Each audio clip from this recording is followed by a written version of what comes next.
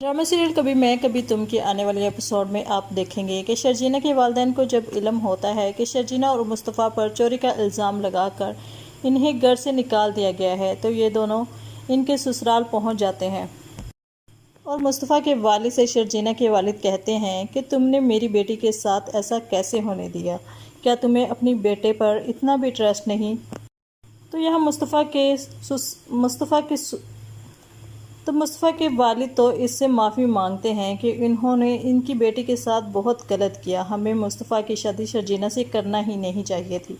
लेकिन रुबाब इन्हें भी ज़लील करेगी और कहेगी आपको तो मेरा शुक्रगुजार होना चाहिए कि मैंने आपके बेटे और बेटी को जेल की सैर नहीं करवाई।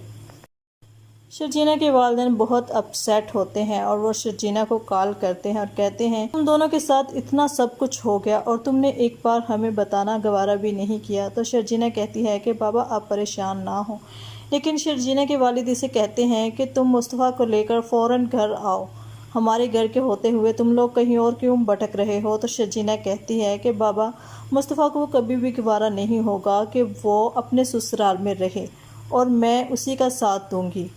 और बाबा ये हम दोनों की जंग है, हम दोनों को सरवाइव करने दें।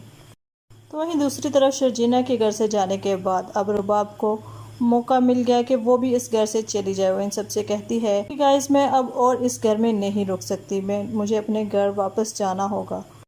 तो अदील अपने वालिदैन से कहता है कि आप हमारी बात माने, आप हमारे साथ हमारे घर में शिफ्ट हो जाएं।